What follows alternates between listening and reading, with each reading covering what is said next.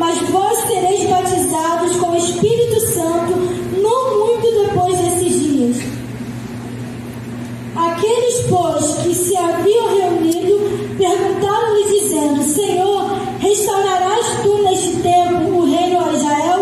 E disse-lhe: Não vos pertence saber tempos ou as estações que o Pai estabeleceu pelo seu próprio poder, mas recebereis a virtude do Espírito Santo, que há de vir sobre vós, e ser-me-eis testemunha, tanto em Jerusalém, como em toda a Judéia e Samaria, e até aos confins da terra. Agora eu quero que a igreja leia juntamente comigo o versículo 4. Vamos ler uma só voz, bem bonito, porque é para Jesus, para a glória, para que o nome dele venha a ser glorificado nessa leitura. No 3. 1, 2, 3. Estando com eles, determinou-lhes que não se ausentassem de Jerusalém, mas que esperassem a promessa do Pai. E disse ele: De mim ouvistes. Não se ausentasse da onde? Jerusalém. Podeis tomar assento. E se você já está sentindo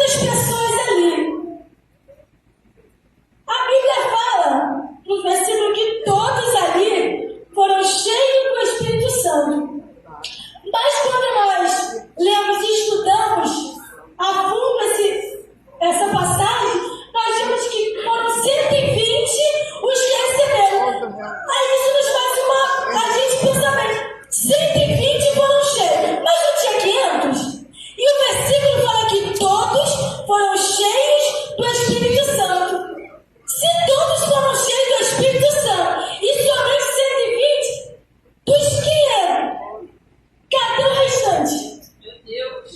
Por que só 120? Foram cheios todos, os que permaneceram. Está entendendo o que o Senhor está falando comigo e com você nessa noite? Tinha tudo para poder parar e não quero servir a Deus. Isso, eles tinham tudo para fazer isso, mas independente. Acredito, vamos imaginar que eles, Paulo e Silas, olham um para o outro e falam assim: olha, enquanto eu adoro, você ora. Aí eu preciso intercalar um pouquinho, você adora e eu oro. E no meio de adoração e oração, um terremoto aconteceu. Isso é profético da tua vida. Nessa noite, enquanto você estiver adorando ao Senhor, enquanto você estiver adorando ao Senhor, o terremoto. Aleluia! Vai abrindo as prisões, Jesus! Vai quebrando as correntes, aleluia!